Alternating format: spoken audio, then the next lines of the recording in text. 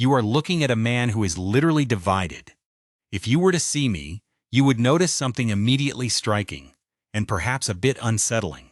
I have half a beard. The right side of my face is smooth, hairless, and marked by the silver geography of old scars. It is not a fashion statement, and I did not lose a bet. Many years ago, a massive explosion left most of my body covered in deep burns. I simply do not have hair follicles on that side of my face anymore. It creates a face that is almost symmetrical, but in a way that suggests a story hidden just beneath the skin. But we are not here to talk about my grooming habits. We are here to talk about the grand, invisible architecture of the human mind, and a mystery that haunts every single one of us. Why is there such a massive, yawning gap between who we want to be and who we actually are? Think about your own life for a moment. Think about the version of you that exists in your head at 3 in the morning when you are making resolutions. In the last month, how many of you have eaten more than you think you should? How many of you have exercised less than you intended? If you were to raise your hands, would that be the most exercise you have gotten all day? We know what is good for us. We know we should wash our hands after leaving the bathroom. Yet when we are being honest, many of us admit to cutting corners. We know texting while driving is essentially like playing Russian roulette with a smartphone, yet we do it anyway.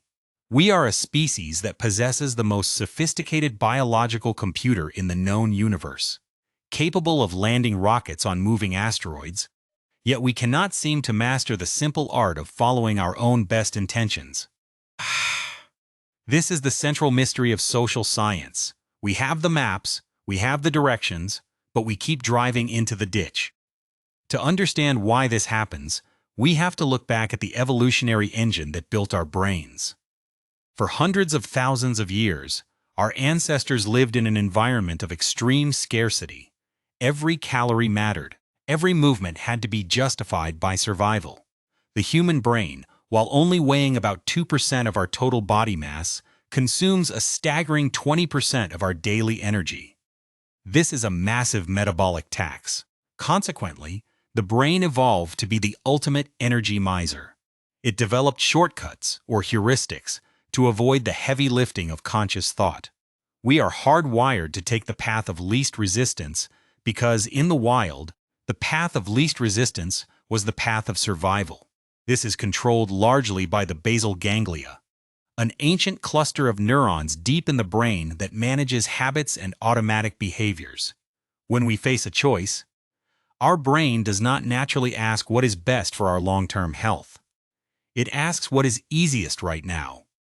We are walking around with high-tech software running on hardware designed for the Stone Age.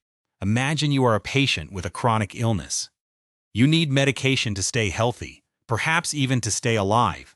Your doctor prescribes a brand-name drug that costs you a significant amount of money. One day, you get a letter from your online pharmacy. It is a polite, well-reasoned letter. It explains that if you switch to a generic version of the same drug, you will save money, the pharmacy will save money, and your employer will save money. It is a win for everyone. Now, what do? Most people do absolutely nothing. The pharmacy tried everything. They even sent a letter saying the medication would be free, yes, $0 for an entire year if the patient just switched. And still, less than 10% of people made the move. Why? Oh, because the brain sees the act of switching as a mountain of friction. You have to read the letter, you have to think about it, you have to sign a form, and you have to mail it back. Staying with the expensive brand-name drug requires zero effort. You just wait for the box to arrive. This is the hidden power of friction. In a mundane sense, think about your morning routine. If you want to go for a run, but your sneakers are buried in the back of a dark closet, and your gym clothes are in the laundry basket, the friction is high. You will likely stay in bed. But if you lay your clothes out on the floor and put your shoes right by the door the night before, you have reduced the friction. You have made the desired path the easy path. On a systemic level, look at how a trillion-dollar tech giant handles your digital life. Why do streaming services automatically play the next episode of a show? They are removing the friction of a choice. They know that if you have to click a button to keep watching, you might take that moment to realize you are tired and should go to sleep. By making doing nothing the default behavior for continuing, they keep you on the couch for hours. They are engineers of your environment, manipulating the ancient energy-saving mechanisms of your basal ganglia to keep your eyes on the screen. When we try to bridge the gap between our intentions and our actions, our society usually relies on one tool: information. We spend between $700 million and $800 million a year in the United States alone on financial literacy.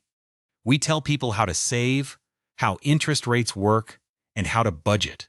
A massive meta-analysis of every study ever done on these programs found something heartbreaking.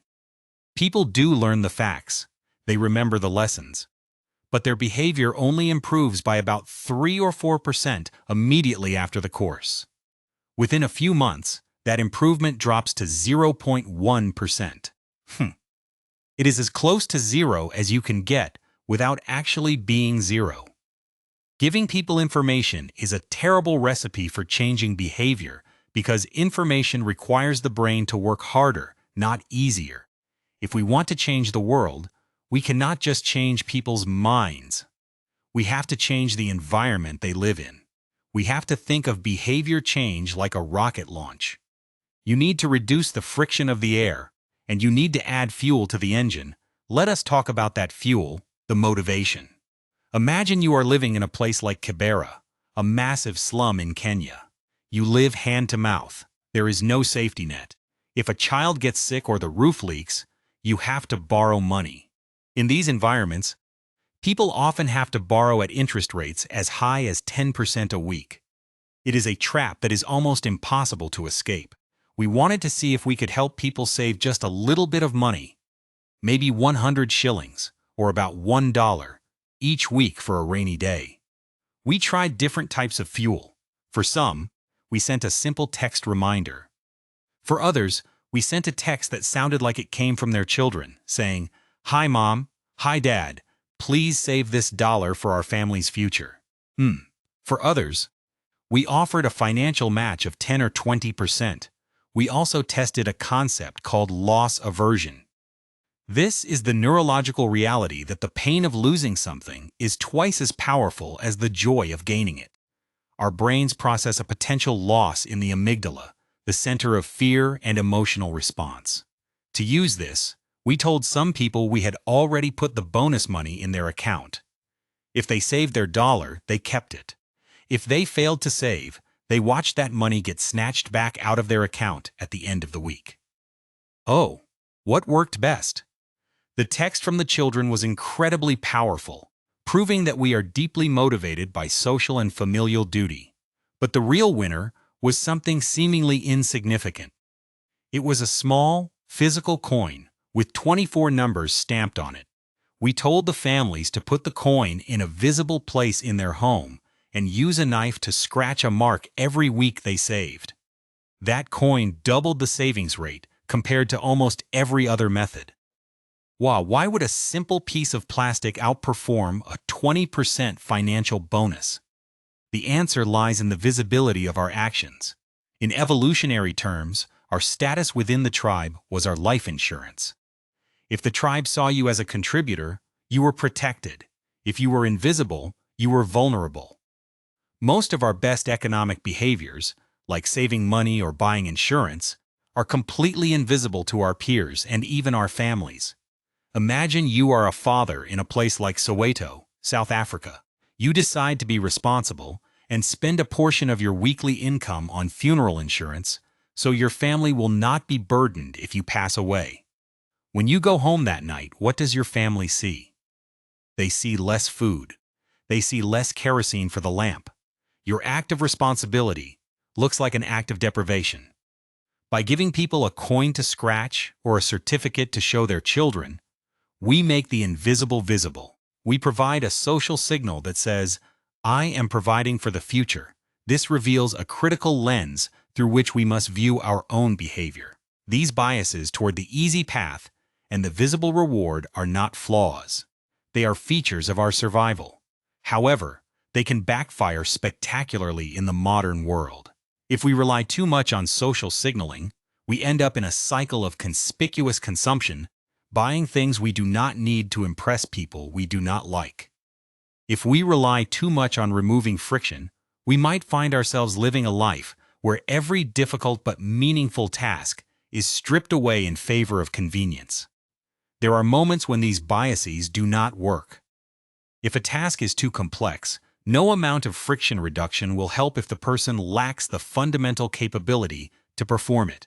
If a person feels no connection to their future self or their community, even the most visible social signals will fail to ignite the fuel of motivation.